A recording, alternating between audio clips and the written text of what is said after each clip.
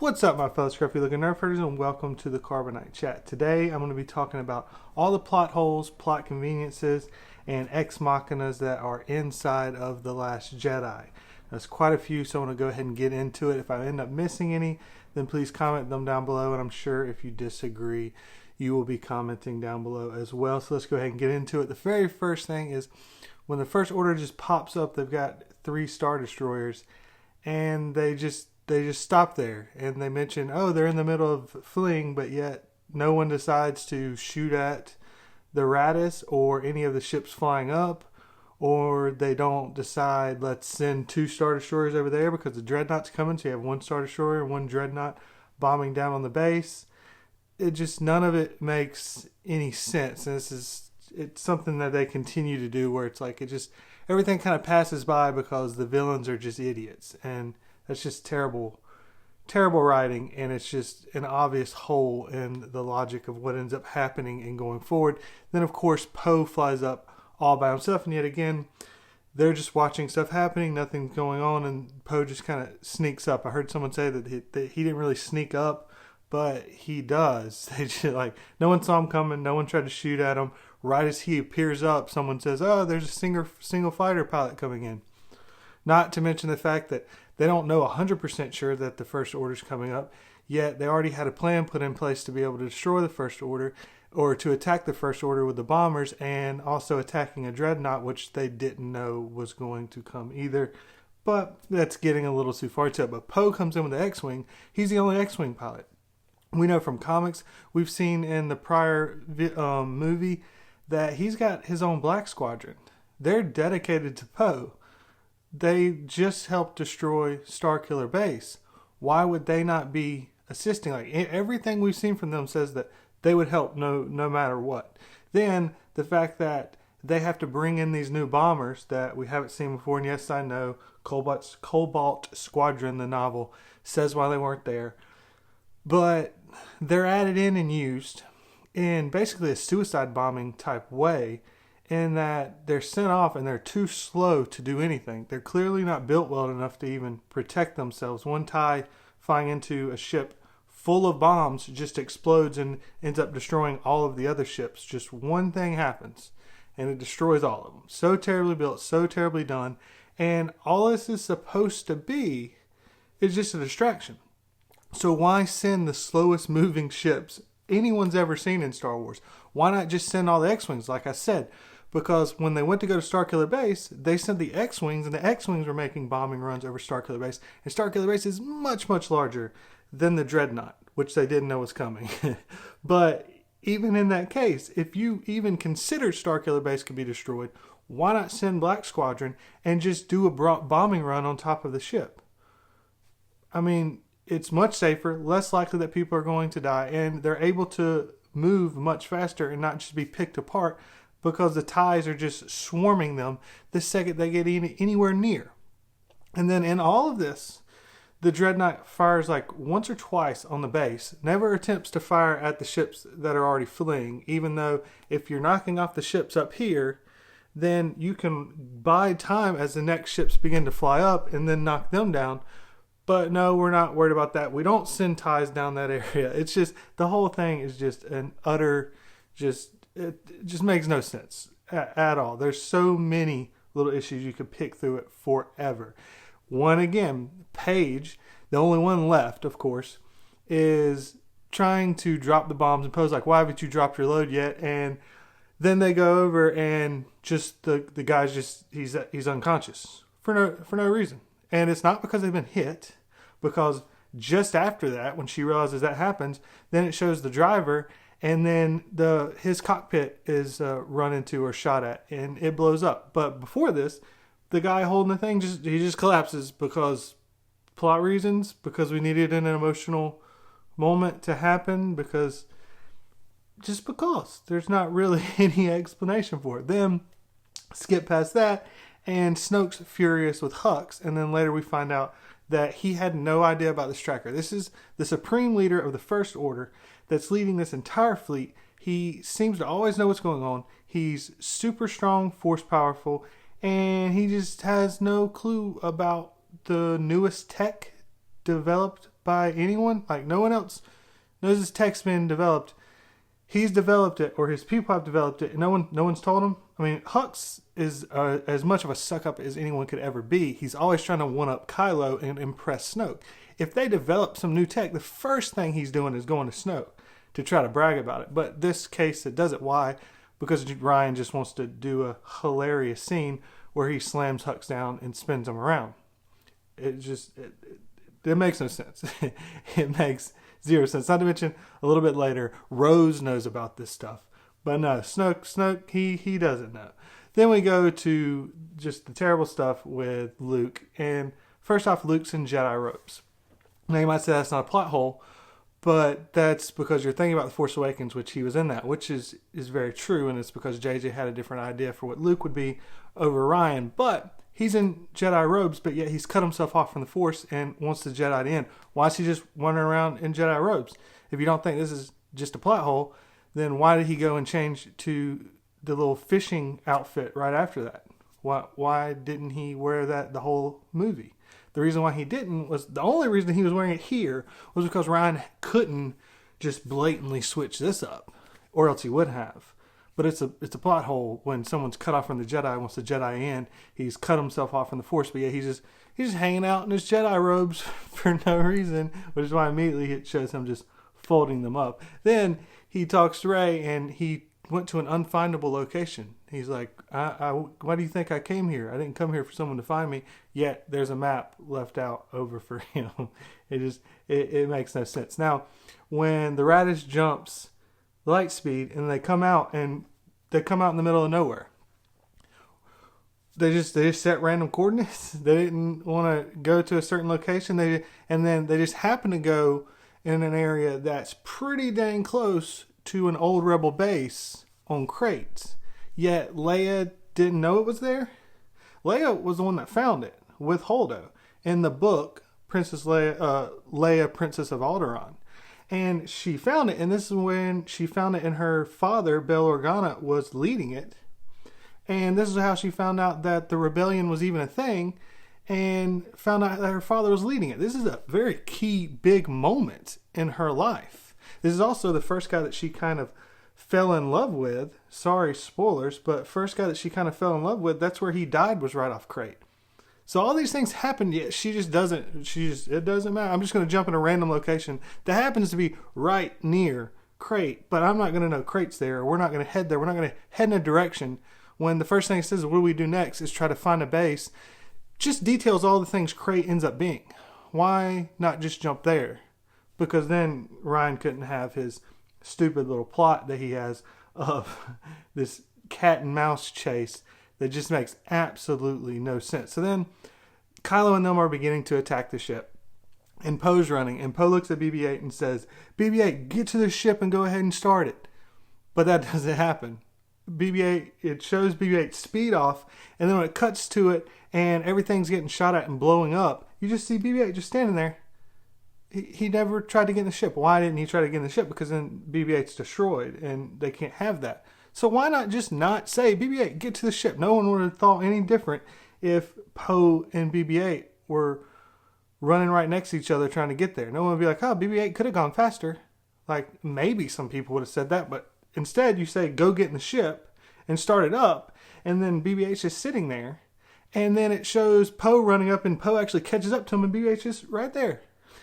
It makes no sense. So then the next thing we have is Leia obviously getting just blown out into space. Now, a lot of people discuss a lot of reasons why there's no way she can survive this. It's the same reason I didn't make really a comment about the bombs dropping out, is there's a lot of arguments on both sides, and I'll be honest, I don't know all the scientific stuff. That's not my expertise, so I'm not going to comment on that. People down below can discuss whether or not that's a plot hole that she was even able to survive, or how she would have been, sent out, the speed at which she's flying out versus the ship moving. Is all these things not my thing, so I'm not going to comment on much. But I do know when she gets brought back in and she's at the door, the fact that they just open the door and bring her in, like they would have been pulled out. Everyone would have, but they just kind of skip over that. Now, infinite number of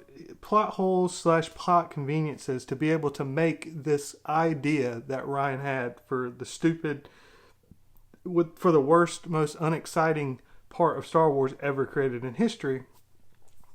All of the things he had to write in to be able to make this even be somewhat believable, if you just want to accept what he's doing, is that the Raddus is lighter and faster.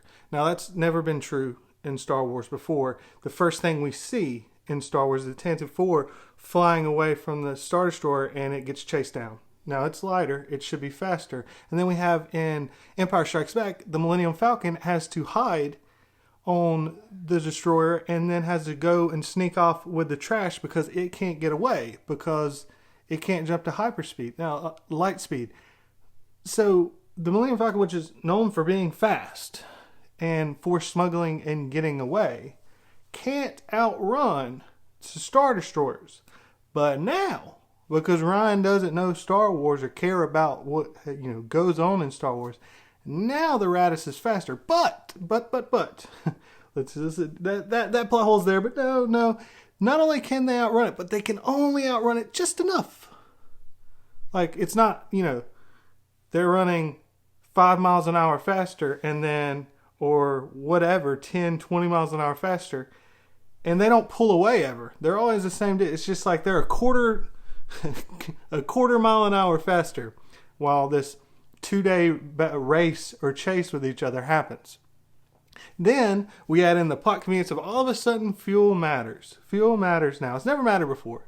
It's never been a part, but we need to make that to be a part, because then that, then we have to be in the situation. It's just all these little additional things that just don't really make any sense at all. Then you add that they're far enough away that the weapons can't do anything. This is the largest ship we've ever seen. The Supremacy is by far the largest ship we've ever seen. It can't catch up. Neither can the Star Destroyers. And there's not enough weapons to wear down the shield. And then the way they say it is if they were closer, they could. But it's in space. Why are the lasers slowing down over time? That makes no sense. There shouldn't be anything to slow them down. Like, even as I said earlier, I don't know. I'm not good at science, but I know that. Like, I know that's something that exists. Then we go into the many ways that this can be solved, but it's just not. So Kylo and them head out there. They're clearly doing some serious damage to the Raddus. But Leia says to Akbar to try to get away, because then they'll be far enough away from the destroyers and the TIEs will have to go back. Why would they have to go back? Because they can't be protected by the Star Destroyer? They're not even getting hurt. And what does the First Order care about? Like, they've got tons of TIEs. Send out 30, 40 of them. And you've got Kylo, or you've got a Force sensitive that's the blood of Vader and Han, some of the best pilots ever. And you're not going to let him handle things? Like, they're clearly doing damage. And there's no X-Wings coming out, because he blew up all of their ships. So what then is, why are you pulling them back? You have to pull them back because you've just shown that Kylo's done a lot of damage and the other TIEs blew up the bridge. So you have to pull them back, because then people would start to be like, well, why not the TIEs just keep attacking? But because Leia says, and then Huck says later, oh, you got to pull back because we can't protect you, and you just accept it. As if stormtroopers have never been there strictly to be able to be just cannon fodder that just dies off whenever needed. So that's an issue. Then why not the First Order just, jump forward and then come back? That solves it. Or why not take smaller ships and try to board it? You take a bunch of ships, you board them, and then you shut off anything that's going on with, shut off their take over, take control, or killing a bunch of people, or, whatever. It's something. Why not, if you're laying them, getting a bunch of transports or other ships and just fly off in different directions? Or you got multiple ships at the beginning, everyone just jump to a different location. Now, there's no reason that this can't be done, But they have to stay in this. And if you say, oh, but they don't know whether or not they could be tracked in multiple locations. Well, they sent Finn and Rose off. And there was never any mention or worry about that being tracked. So it works. And they did it. So why didn't they do it here? All of it just makes no sense. Then when Holdo is named to be the head, she's named, and then Poe comes up to talk to her. And she knows about him being demoted. Now, how is this? If you watch, when Leia slaps Poe and demotes him, they're by themselves. They're off on the side. There's no one really around. And they're on the bridge.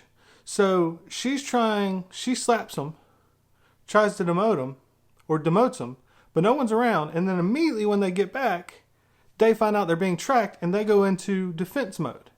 And then everyone that's on the bridge is basically killed. Holdo was nowhere to be seen. So how does she know about this? Was there someone that was so focused on what was going, like just trying to make sure anything, demotions or anything like that was made sure it passed along? It just doesn't quite make sense. It doesn't hold up when you look at it. There's no way that she would be able to know that this was the case. Then we have Rose, the sadist, who's sitting around and just stunning people and electrocuting them because they're trying to get away and be free. So she's taking away their choice and their freedom to decide to do what they want to do. Yet later, the evil people in Canto Bight, we got to stop this. This is terrible because they're doing the same thing to animals. And it's awful. It is a little bit of a conflict there, a little bit of an issue. Then, as I mentioned a little bit before, Poe mentions the tracking. Now, Leia doesn't know about the tracking. Snoke didn't know about the tracking. None of the other people that were, the heads of the Resistance know about the tracking, but she knows about it. She's got ideas. She understands what's going on. Not only that, she understands that the A-class security to get inside of it. She understands that they can use a breaker. She understands that it takes 6 minutes between breaks. How does she know all of this stuff? How does she know all the little minute details that go into how the First Order runs? She's a random mechanic in the Resistance. It makes no sense. And if you try to say, oh, well, later she mentions that on Canto Bight that her people were kind of attacked and they used the weapons on them. Yeah, okay, well, everybody's talking about Russia now, so let's use them. Russia comes in and attacks where I live and destroys everything. Does that mean I'm going to know all of the minute details of how they work as an army? How their ships work? How the breaker systems are set up? How long, if I shut off a breaker, it's going to last on the ship? I'm not going to know any of these things. No one would. And then, of course, Finn, mopped that area. Of course he did. Now, later we see that right by the breakers is the actual tracking thing. And he said he mopped the breaker room, but he didn't see a tracker. Now, I can pass this off as, maybe he just didn't know what it was. But it's all convenient. It's so convenient. He was on the Ravager. That was able to free Poe. They needed to go on Starkiller Base. He had done sanitation on that and knew how to go in there. And now, he's done sanitation on the Supremacy as well. He's everywhere, isn't he? It's all perfectly convenient. Then Rose gets mad at Finn and says that Finn's trying to explain what he's doing. He's trying to go save Rey, who he cares about. We'll say love. And Rose says, you're just being selfish. You're a traitor and selfish. And then the end of the movie, she says we save who we love and we don't attack those that we hate. That's how we win. That's exactly what Finn was doing here. The script is it's an utter, never-ending joke. Now, then we go to, it said that a tracker must be on the main ship. Now, the main ship, they start off and they actually say destroyer, but then when they're talking to Poe, they pull up the blueprint for the Supremacy. How do they have the blueprint for the Supremacy? We had to have a whole movie explaining how everyone gave their lives to get the blueprint to the Death Star. And now we have Snoke's ship, and we never knew where Snoke was or how to find him or how to get to him. But yet we have the blueprint for his ship somehow. And inside the blueprint for the ship, it shows where the tracker's at. Yeah, they didn't know a tracker was there, but now they can pull up the blueprint to the largest ship ever in history and can be able to detect right where the tracker's at. How? How is this possible? It doesn't make any sense. And then, so they're talking about the supremacy is where the tracker's at. But the supremacy wasn't at Dakar at the initial attack. It was another Star Destroyer. So, how is the tracker on the supremacy that wasn't there, but was able to track the Raddus? It just doesn't make any sense at all. Now we go to further make it harder. One, so they can only use two code. There's only two code breakers. Maz can't do it, and then there's just only this other code breaker. Of course, there's only one other person that can be able to do this. And you have the stupid lines with Maz or whatever. Every other time in Star Wars, no matter where they're at, a droid's able to break in. The droid gets them through, no matter where it's at. Whether it's Bespin, on the Death Star, there's always a droid that can be able to get them in. Yes, sometimes R2 fails and he gets, rejected, but why do they now need to find a code breaker, which is a slicer in Star Wars, but whatever.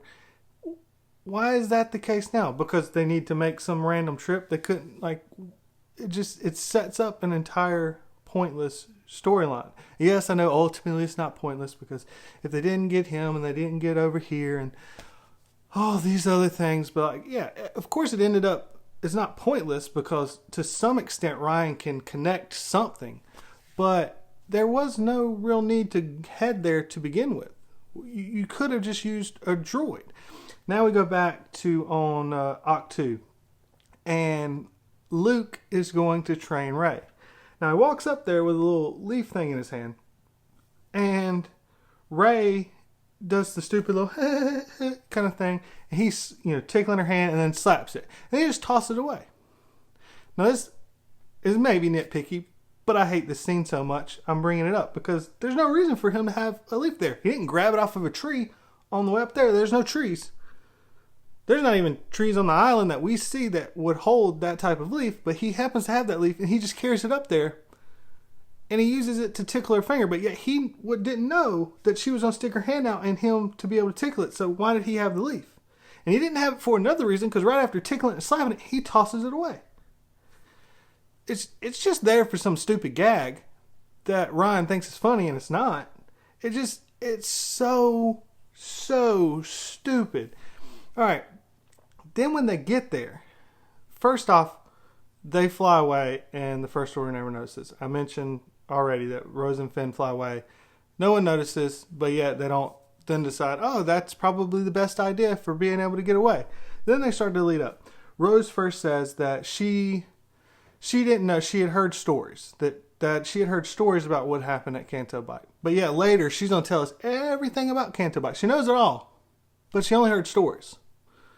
Why does this person, that's a random mechanic in the Resistance, know everything? I've done videos on why Canto Bight pisses people off and stuff like that, and it just doesn't. It's an utter screw up from every moment of this. But she says she only knows stories, then she's going to talk to everybody like she knows everything. Like, oh, she's there. She wants to watch the Favier. She's so excited to watch the Favier. She runs out there, but then she's like, oh yeah, if it looks cool, maybe you should look a little bit closer. How do you know? You've never even seen a Favier. You've never even seen a Favier race.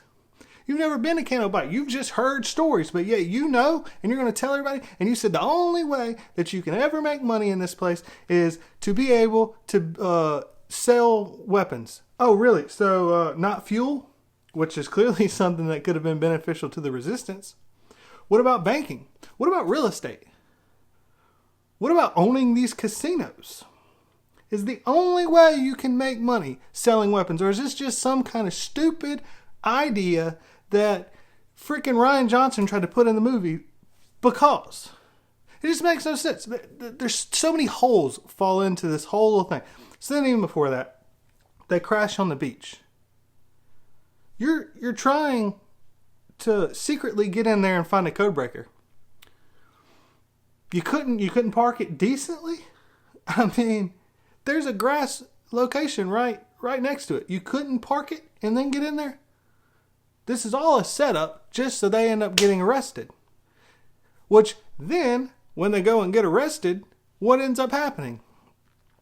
They end up getting put into a jail that happens to have somebody that can be a code breaker, that not only can be a code breaker and do what Maz said no one else is able to do, even though a droid should be able to do it, no one else could be able to do it, and then he is able to break them out and then steals a ship to rescue them later.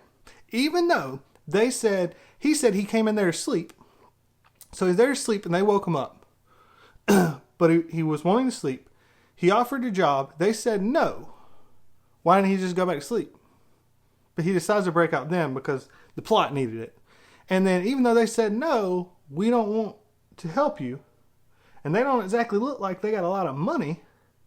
And even though the First Order is a really big issue and a lot of people there, really likely that you're going to get caught. But he decides to go and save them and basically kind of force himself into the ability to help them. Why? None of this makes sense. There's so many plot conveniences, so many little just stupid little things that should never be the case. If logic, he doesn't want to join, so why is he going out of his way to try to help out the resistance here against the First Order? Someone that doesn't want to join and wants to stay out of this whole thing going on where he says, it's just a machine, get out, don't join.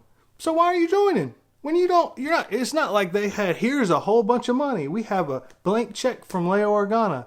Here, take that. And then he's like, well, for that, yeah, I'll take my chances. But no, he doesn't even know if he's going to get paid. And they told him no earlier, but yeah, he's going to save them. Then one of the things that begins to happen in this movie is all of a sudden now, the resistance is rebels. The guy on the medical frigate begins to get shot and he goes, Godspeed rebels, which is something Holdo says later. Which is a little bit later when Finn and them get captured, a stormtrooper goes, rebel scum. And then later, Finn says, I'm rebel scum. And then even Snoke refers to them as rebels at one point in the throne room while talking to Rey, and then later refers to them as a resistance. It's just, it doesn't make sense. They can't even keep the name of the people in order. They're not rebels. They're the resistance. They've been called the resistance for 6 years now. There hasn't been rebels for 30 years. Why are all these people calling them rebels? Most of these people weren't even alive when the rebels existed. That doesn't make sense. That's like there being another name for dog that was used 100 years ago, and all of a sudden people just start calling the dog something else. And you're like, well, wait a minute, why is everyone, not one person, why is everyone just randomly calling this dog this now? When it's always been dog. We've never even known that phrase to be used for these people ever. And then it flips back and forth.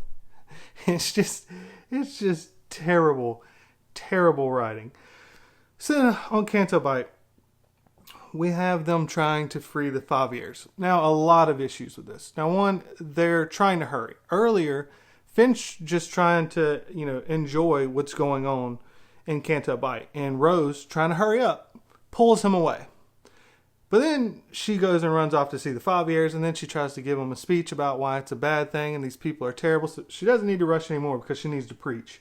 But then when they escape, they of course don't free the kids. They only free the Faviers, which the kids help them out, and the cops are there, and you clearly see the kid yelling, "Woo, let's go!" Whatever. The kid's gonna get in trouble. I mean, you didn't think, hey kid, let's hop you on a Favier as well. Let's use the kid. Let's bring the kid if we care. Of course, we know Rose doesn't really care because she electrocutes people left and right. So I guess she's just, an animal rights person. But yet, screw humans. Forget them. Humans are terrible and a waste of time. Then, so we're going to free the Faviers. Okay, that sounds great. You're already in trouble for a parking violation. And now you're going to destroy an entire town and casino. And that's not going to cause more trouble and slow you down more? Then, if you go back to the Phantom Menace, Anakin Shmi couldn't be taken because the slaves were given a tracker in their head, and if they tried to get away, they'd blow up. That's on Tatooine with poor people like Watto. But yeah, this is the wealthiest place in anywhere, and there's not some kind of tracker or some kind of thing that stops them when they start to get away that they'll blow up. Nothing.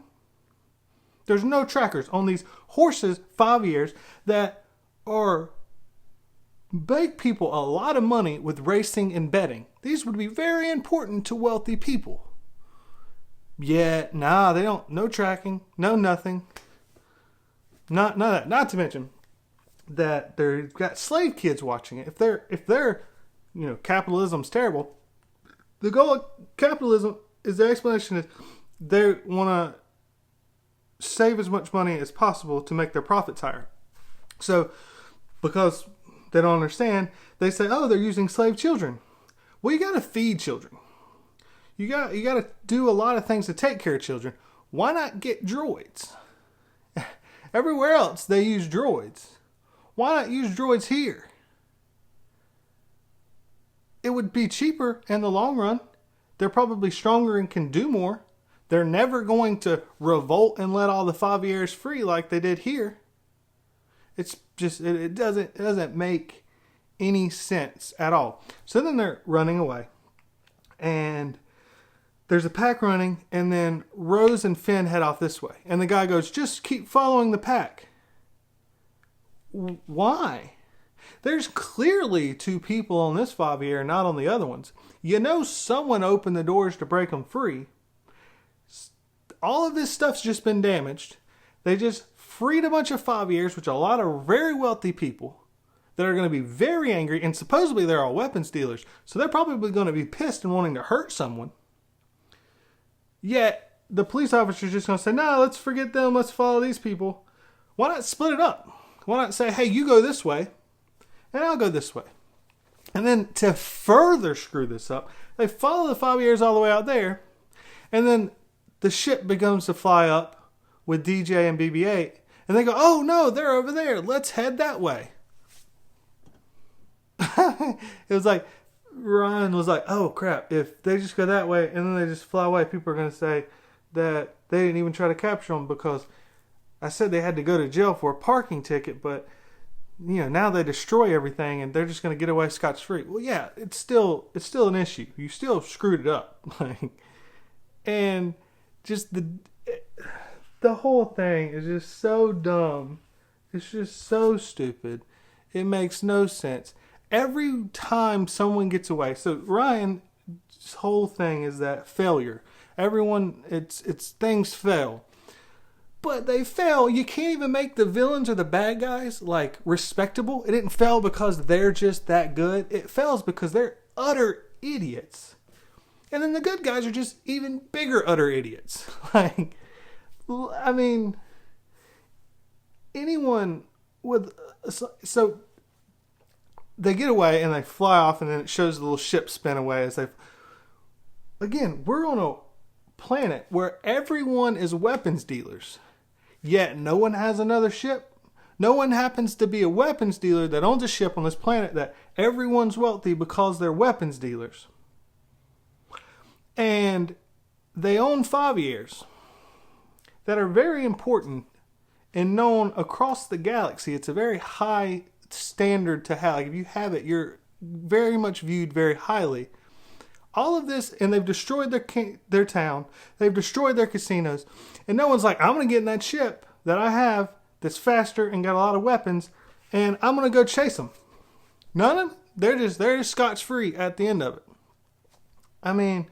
It's insanity. So then you go to Rey going into the dark side cave. Now, she's lived on a desert planet. How does she know how to swim? How can she fall into the water? Now, yeah, she doesn't look like she can swim very well. So, okay, we'll say we can buy she makes it onto the ledge to then have the mirror scene. But then it just skips it. How did she get out? She fell down into a hole. So she's not able to get back up the hole. There is an exit out. But that exit out is out into the ocean. where the waves are crashing in. Where earlier, when she was looking in, using the Force to kind of feel the energy and the balance, she talked about destruction with the waves breaking and killing the eggs from the porgs. So we have someone that's never really swam before, can maybe swim some, but definitely shouldn't be talented. But then she's a Mary Sue, so she probably is the greatest swimmer ever. She would outrun Aquaman. But she's able to get out, swim out, in just normal water should be a struggle for someone that doesn't really swim much or can't really swim, and then gets into the ocean, which for someone that's not a skilled swimmer or a skilled swimmer in the ocean, trying to get their way through the tides that are crashing into you and against into the rocks and swim around the island to be able to find one location that she's able to walk up on it. But that it doesn't happen. Then she's discussing with Kylo, and she reaches out to kind of, hold hands with Kylo. It's so sweet and awesome. Yeah, so stupid. And then she goes to fight Luke because Kylo told her that Luke tried to attack him. But Luke had already said that he didn't. Why does she believe Kylo? She's never seen Luke be aggressive. Yeah, he's not being helpful, but he's not being aggressive. And everyone that she's met has talked about Luke being this great hero that can save everyone. And he's been nice to her, comparatively, versus what you see Kylo, who she's seen kill Han, who was someone that she looked up to as a father, and strike down Finn, who's someone that she cared about. The two people she cared about most, she's seen Kylo strike down. And up until the Force thing right before she went to the dark side cave, she was still angry at Kylo. Until Kylo then said, "Oh no, this happened." Why does she now believe him? It doesn't make any sense. And so I don't be tough to call it a plot hole, but just terrible writing. This is your strong female character? I mean, give me a break. Then in that scene, Ben in the hut, Ben pulls down the hut on him and Luke. But Ben's not hurt. Nothing happens to Ben, the younger kid that's clearly not as strong in the Force. He pulls it down on himself, and he's able to not only be okay, but get up, kill a bunch of Jedis, which you would imagine would take a little bit of time, and burn down the temple before Luke can escape. Because reasons. I mean, it makes no sense at all. Now, they end up flying away, and then the Falcon gets there, and Rey just says, fly off to the side and I'll call you back. Why not have the Falcon fly to the Raddus? Why not say, hey, fly over there, check on Finn, because she still doesn't know. She could imagine Finn's there, because she says to Chewbacca, tell Finn this. And Ryan's too lazy to come up with that idea, so she just has Chewie make a noise and say, yeah, that's perfect. Stupid. And first off, Chewie can't talk to Finn. Finn can't understand Chewie. We covered that in the prior. So how is Chewie going to tell Finn something? I mean, because Finn can probably do it. Because he can fly now. He couldn't fly before, but he can fly now. So he can hear Chewie now. He can understand Chewie. He learned it in a day. And so now he knows it. Thank you, Ryan. I'm sorry. I'm sorry I ever considered that to be a plot hole.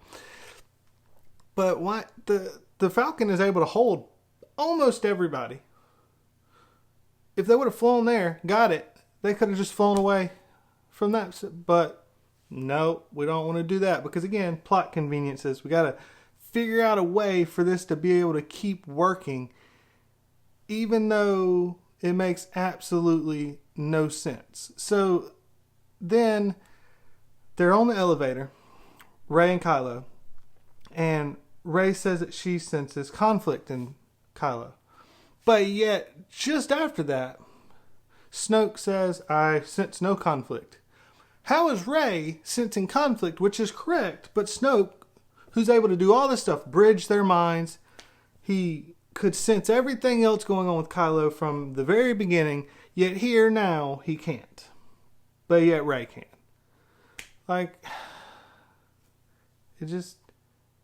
It makes zero sense.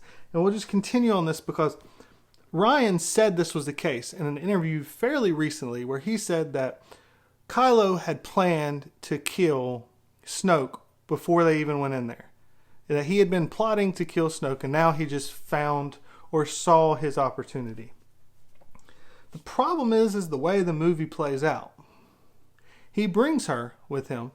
There's never really a sign of him having the desire to kill Snoke. And then when they're brought in there, and Snoke's telling Rey that he set up the Force bond between them, you see a reaction of Kylo. To me, that's when he makes his decision. It seems clear they cut to a reaction shot of Kylo. If you understand movies, or movie language tells you if someone says something that cuts to someone and there's a reaction, then that has meaning, that had an effect on that character. So logically speaking, the way you screen directed there, the way you set up the camera, the way you cut and edited that shot, tells me that's when it happened. So Ryan can't even get his own movie right. It's just beyond all explanation. Poe then sets up the mutiny. So we'll ignore the fact that Poe and Holdo had gotten into a fight and Holdo had been pulled away.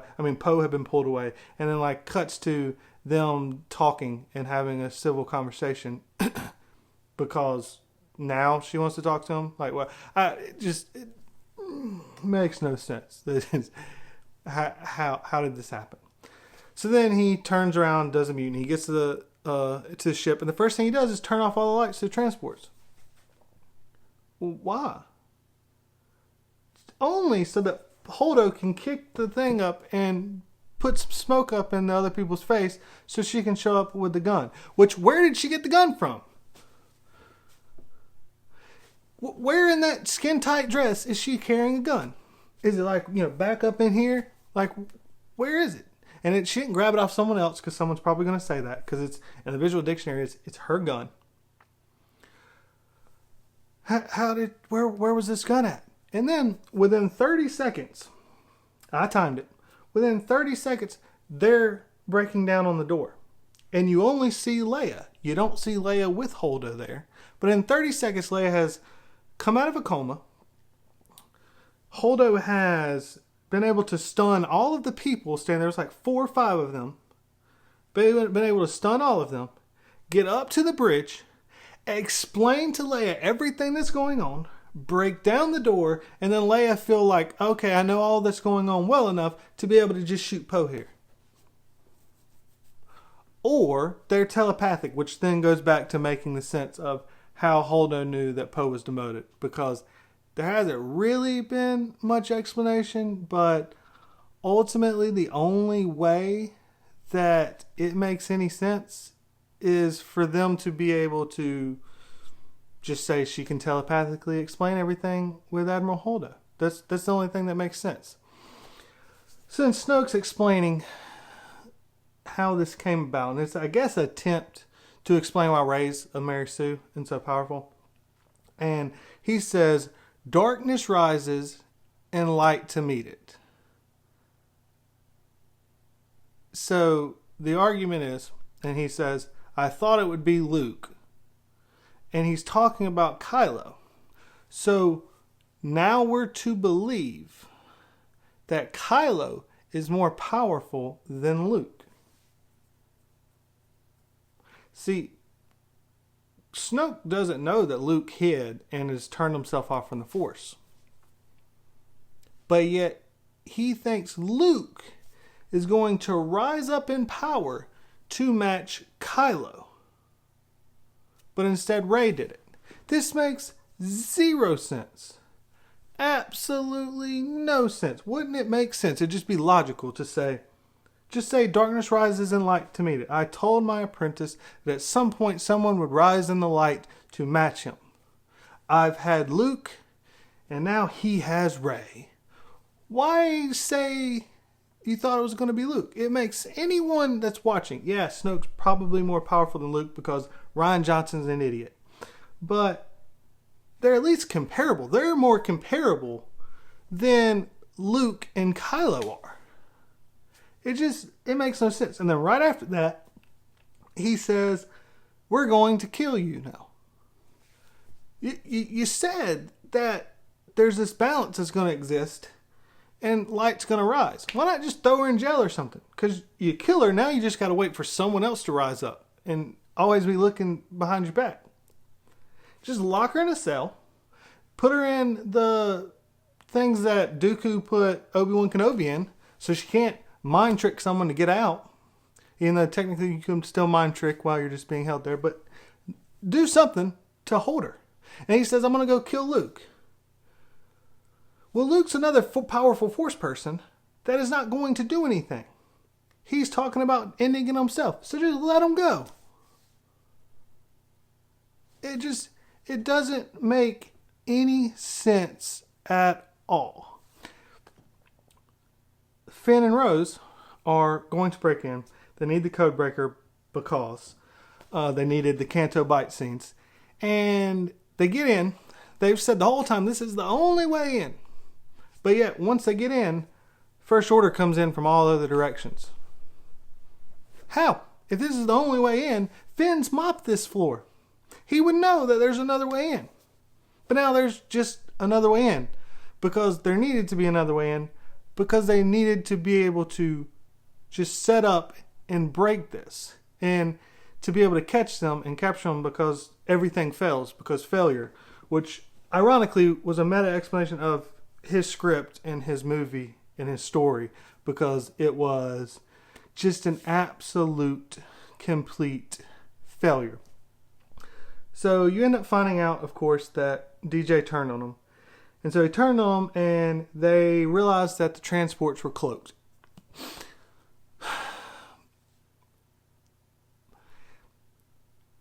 It shows that they're cloaked and then they start to fire on them. During this time, Snoke's been reading Rey's mind. Reading her mind. And then once he's done reading her mind, he then moves her over to show her, look, the Resistance are fleeing and they're being destroyed. Which is because Ryan just wanted to repeat Return of the Jedi, which he does, and it's just so stupid. And it just doesn't make any sense. How does Snoke know? He didn't know that there was a tracker earlier. He's clearly not like forced mind reading Hux here, because he didn't know about the tracker before. He's been reading Rey's mind, so he's been busy. And then he just knows it's happening. How does he know that this is happening? They just found this information because DJ just told him. Snoke's busy with Rey and Kylo. And then beyond that, the ships are cloaked, but yet you can see them. I don't think Ryan knows what cloaking is. Someone said, hey, you need to say these ships are cloaked. And Ryan's like, okay, they're cloaked. Make sure they look cool on screen. You idiot. You utter idiot. Cloaked, you can't see it. You can't. You can't see it from a very far off away. If Rey can see it, why couldn't the rest of the First Order see it? Why did DJ then have to turn? Because you had to have this shock moment. Like, oh my God, it's just like Lando. Rian Johnson's so genius. This is art. Give me a frickin' break. So, of course, he tries to kill Rey. Kylo and Rey fight. And then it ends. And they've been hinting at this parentage thing the whole time. Now, Ryan said in an interview, or they were having a discussion, and Mark Hamill said, I kept telling Ryan he needs to worry about the fans. And Ryan says, no, we don't need to think about the fans. We just need to make a great movie. And so it's like, everybody's like, oh. And of course, Mark's like, okay, that's not what I meant. I was trying to, stand up for you guys, but y'all are a bunch of idiots. And just like, oh, this is great. This is great. I'm sorry, I know some of you like this movie, and I don't want to mock you. I despise it. As long as you're a respectful fan and you ended up enjoying it. I don't know how, but if you did, I don't want to make you like this. But there are definitely some like this. They just enjoy the movie and not pay any attention. And just blindly, they're the people that come on here and call me an imbecile and say that, I'm just a stupid fanboy that can't understand art or some dumb stuff like that. If you're not that person and we've had a good discussion, I don't view you as an idiot. I got to clarify that because I don't want to hurt anyone's feelings that doesn't deserve it. Because I understand people like different things. I hate the Phantom Menace. I've had discussion with people that like the Phantom Menace. And that's fine. That's fine. You're allowed to like what you like. I'm sick of everybody trying to talk about Empire Strikes, like this is the new Empire Strikes Back. Empire Strikes Back does not have 100,000 different plot holes and issues throughout it, where everyone's explanation for everything I've been saying is some kind of created thing that headcanon that they create in their mind, where they have to rewrite a script or a backstory for Ryan's movie to be able to make sense. Like, if you can come up with a few ideas for all of these things I'm listing, that's great. Maybe there are a few that can be explained. But if you have to explain so many different things, it becomes a big issue. A lot of people complain because George Lucas set it up where Padme died at the end of Revenge of the Sith. And yeah, you got to create some headcanon for that to make sense, because Leia in Return of the Jedi says she could remember her mother. Or their mother, I think was how she said it. Yeah, that was a screw up. But like that's one big one. But Ryan's is just like every 10 minutes, like, crap, we got to do something that makes absolutely no sense. But he thinks it makes sense, so it's not even him trying to come up with it. Anyways, I'm getting off topic. He's talked about the fans and that none of this, that we don't need to pay attention to the fans. This whole conversation, when I explain this to you, next time you watch it, listen and think about this and tell me this isn't him talking directly to the fans, because it makes no sense otherwise. Kylo says they're talking about her parents, and Kylo says, you know the truth about your parents. And she goes, they're nobody. This only makes sense if you consider it as if she knows she's in a movie and she understands what all the fans are expecting. If she said, my parents never loved me, or my parents left me and they were never coming back, or my parents were drunks, or my parents were terrible people. Like, her parents aren't nobody. They're somebody. Whether or not they're famous, your parents are still your parents. They're not nobody. The nobody talk is just Ryan trying to crap or just shove it in the face, spit in the face of whoever liked or cared about the raised parentage thing. I was never that into it. Like, whatever was the case, that wasn't something I cared about that much. So it didn't bother me, but I understand some people were into it. The biggest issue is you just didn't even try to do anything. But you say you don't try to worry about the fans, but it just proves, along with all of the other stuff, that you're really doing a lot of stuff thinking strictly and only about the fans and trying to spit in their face. Because it makes zero sense in the story that Rey would say, my parents are nobody. And Kylo says something along the lines of like, yeah, you have no meaning in this story, or something like that. Like, the whole thing, rewatch it and look at it and tell me he's not talking to the fans. The whole conversation is like, well, why would y'all think that she has a special part in this? Kylo, you were saying what girl earlier, and then when she caught the lightsaber, you're like, it is you. Like, you were the ones trying to hint that she was the one that was of some kind of importance. Snoke was like, if it is true what you tell me about the girl, bring her to... Like, y'all were the only one giving her any importance in the story. So why now are you saying, yeah, you're of no importance? Your family is nobody's. Like, I can understand it again, Kylo maybe saying your family was nobody's. But still, again, it doesn't make sense. Because just, they're drunks. They sold her. They were never going to return. It's him writing for fans. It's just terrible writing. After saying, I'm not focusing on the fans. You were. This whole thing, it makes zero sense for story. It makes zero sense for writing. It's just terrible. Please, even if you like the movie, go back and when you watch that scene and consider that in your head and just let that resonate a little bit and think about, this is the type of person writing our movies. This is the person that decided to write the script. That just bothers me so bad, because a lot of people want to say he's truly just trying to spit in everyone's face. And I agree. It's kind of inarguable on a lot of ways. But then when I saw this one just pissed me off so much. Anyways, I got to stick on the plot holes. I'm going to start ranting about it. And I've already got a rant. I don't need to do a rant. I've lost all train of thought here. So after that, the next thing that happens is Holdo. Holdo jumps into hyperspace. Now again, this is some of the science stuff that a lot of people talked about, that ultimately if this happened, that it would cause a, kind of implosion that would destroy all of the ships completely. No one would survive. But I just say it's a plot convenience. If you think there's a plot hole, please argue it down below. I'm not going to argue it because I can't do it, and I'm not going to argue a point I can't defend. But it's definitely plot convenience in that no one that we care about was hurt. Everyone else survives. Later on, the weapons that the First Order need to be able to take down a door that's not, you're unable to break into, they happen to have that one piece and it wasn't hurt or messed up when she blew through it with the jumping into light speed. It's so convenient. And then Phasma is standing right over Rose and Finn, about to call for them to be executed.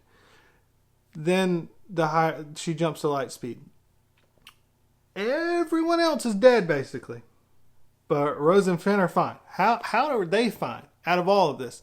And then it shows Phasma walking up from the other side. Wasn't she right there? Did she magically transport over here? It makes zero sense. And then she comes in. She's firing a gun. She got it.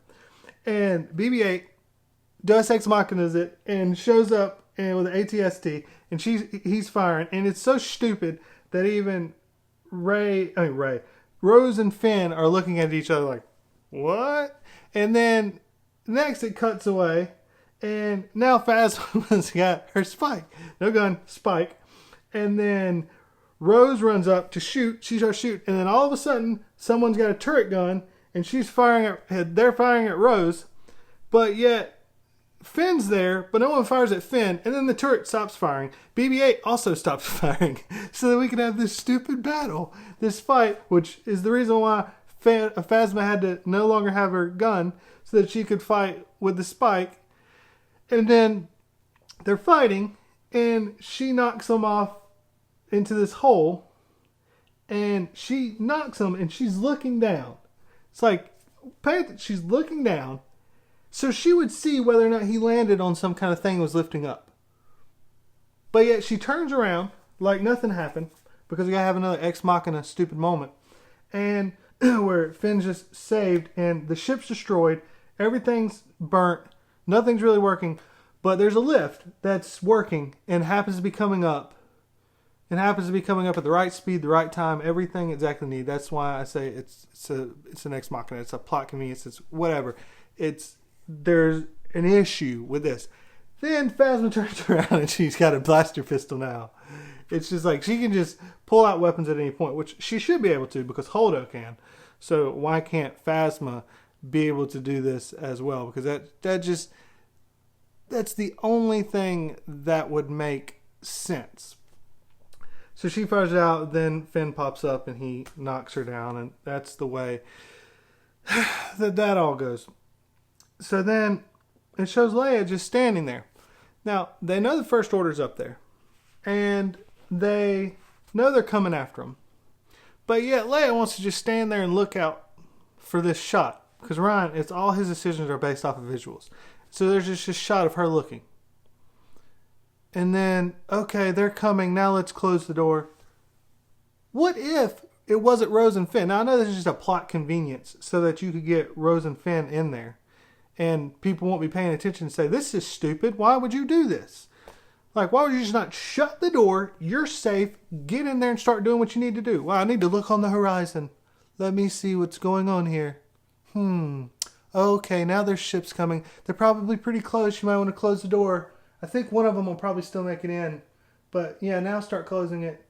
Don't worry about why I need to look outside and see stuff. So stupid. So of course that happens. So that Rose and Finn can make it in. So they make it in.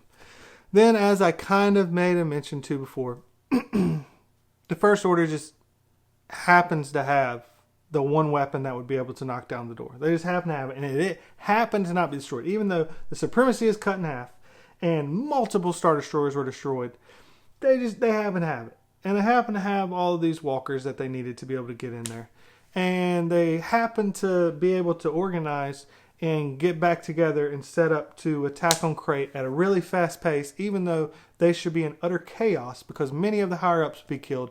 Many of the ships are destroyed, and their supreme leader's down. The new supreme leader, Kylo, and Hux don't get along very well. Like, the fact that this was put together, it's just, this whole ending is just chaotic rush of just failure after failure. It just makes zero sense. So then BB-8 begins to say, there's no way out. So, there's no way out. Later, of course, there will be a way out, but right now, there's no way out. So, there's no way out. What are we going to do? We yelled at Poe because he went out with an X-Wing to distract and got people killed. That was a terrible idea, and he shouldn't have done it. But yet, let's go ahead and do it this time. There's zero chance you stop it. We're just trying to slow it down. Which, it's a bunch of stupid speeders that are basically like ants to these walkers. Why would the walkers slow down or stop because of these speeders? They can do nothing. Absolutely nothing. If your family is being hurt, or someone hurt your family, and you're trying to get to them to hurt them, and you're heading in their direction, and you see 13 ants coming at you, you're going to slow down and be like, let's wait till they get by. And Ryan has to write this into the script with Hux saying it. Hux says, should we wait till they come by? What? This is a kid that was growing up in the Empire. His father was a very well-respected leader. His whole life has been military. To try to make it like this guy's this stupid is just, it's so dumb. It's so dumb. None of it makes sense. So then we're going to send them out. Even though it completely conflicts with everything the story's been trying to say. Because it's back and forth. We don't need to send people out to be able to rescue people. It's not worth giving up lives. They're just dead heroes. And dead heroes are meaningless. But now we need to send them out. Because why? Ryan needs a visual shot again. He needs to have his Hoth with the red flying up. Even though every one of them yet again's killed except for the main characters because plot conveniences and plot armor, and we're never going to hurt anybody that matters. And then we're going. Finn can fly again. He's able to fly. He couldn't fly in The Force Awakens. It was actually kind of a plot point, but now he can fly. Then they're flying, and the TIEs are attacking and just picking them apart. This is clearly working. They're knocking out all the speeders. The problem is they've knocked out all the speeders except to the point of the people we care about. And so Ryan's got to do something because we can't have anything happen to a character we care about.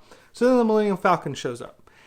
And then they send all of the TIEs after the Millennium Falcon, which then allows the speeders to continue. Why? And a lot of people are like, because Kylo sees it and he got so worked up. One, that's just stupid, terrible writing. Just dumb. But that's not even the case. Kylo yells and says, get that ship. And then Hux says, everyone after it. Hux is the one that gives the order to tell all the TIEs to fly after it. So it's not because Kylo's angry and he sees his dad's ship. It's because of terrible writing that caused this to happen. An idiot named Rian Johnson decided to write the worst script ever in history and put it out. And people are trying to explain every single little thing as if it's going to make sense. And then Rey's on the Millennium Falcon. But she took Snoke's ship. Why would you have said that? Why is she not on the ship now? And you can say, she decided to get on the Millennium Falcon. Well, why didn't she have the Millennium Falcon fly? She said she would call Chewie as soon as she needed him. But she didn't. She flew the ship. We know the First Order, the Resistance needs as many ships as they can. They're trying to get out. Why not use that Snoke ship? She's just randomly in the Falcon now. It makes no sense. It makes no sense at all. Then we have a moment where we can do something meaningful. Even as much as I hated this movie, at this point I was like, okay, this is great. Finn's going to sacrifice himself, and that's going to mean something. And that's going to be the moment that stops it. So he continues on. Poe says turn around because, stupid. And it was stupid for them to go out there, but now it's, whatever. So they all turn. You see everyone turn. You look at the shot. There's one ship headed straight, and all the other ships are turned. You can see it because of the stupid red flying up. First off, how's he not shot? It's one ship now. There's a whole bunch of ATM-6s, and they can't do anything. None of these guerrilla walkers can knock down anything. There's no other ties. No one can shoot him or hit him. And then, again, the guy that can't fly is able to lift up the thing, balance it out, even though he's going through a ray. And then Rose comes flying in and hits him. The stupidest thing ever. How did she catch up? There's no way she caught up. Not only she turned this way, and then she flew back around this way, and then she did this. And Finn just stayed straight. It defies logic. It makes no sense. Ryan is such an idiot. So then that happens, and then they're not killed. They're not killed from the wreck. She's more hurt than he is, even though he was the one that was sideswiped. They're not hurt. No one shoots them while they're just standing there. They're the only ones left, but no one shoots them.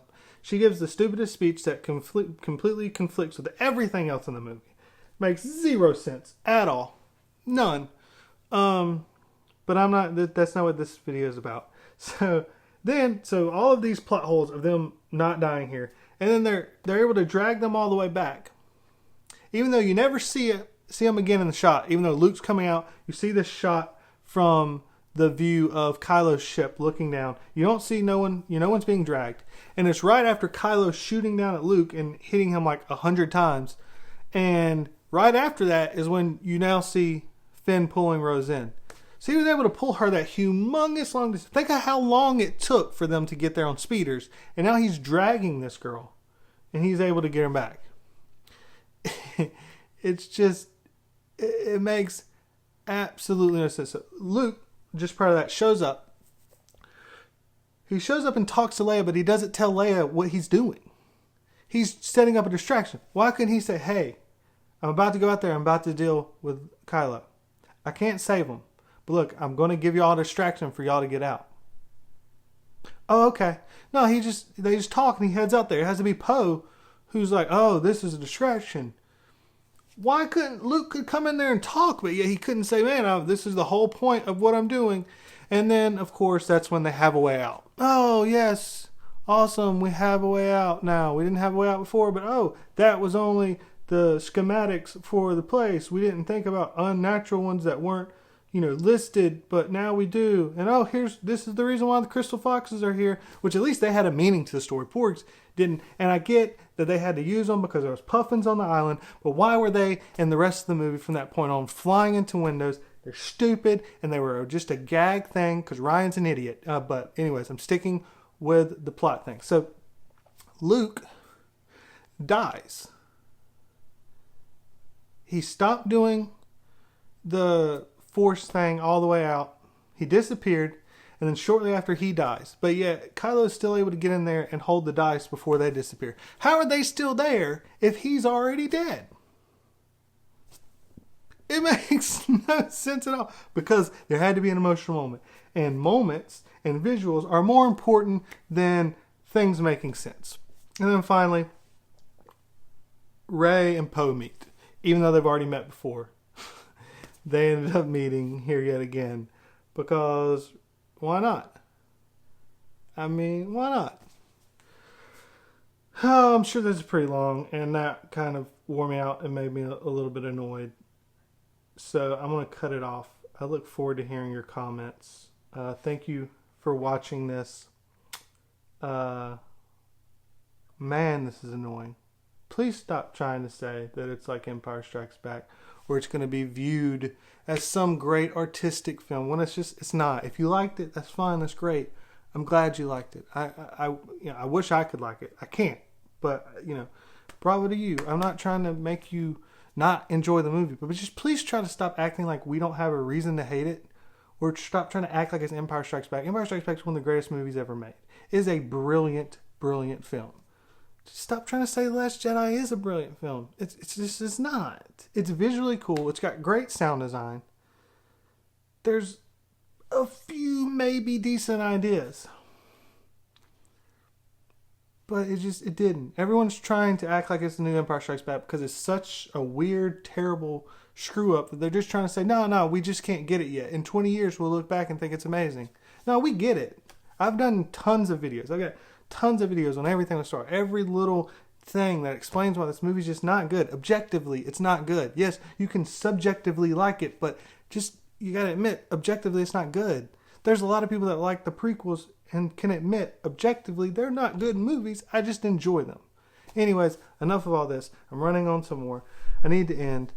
Thank you again for watching. Look forward to hearing all of your thoughts. I'm sure it'll be an enjoying comment thread of a lot of hatred as well as a lot of good stuff. Please keep it respectful. We will have as much discussion with you as possible on why your headcanon to make this work. I love to hear it, but just keep it respectful, and we'll keep it respectful.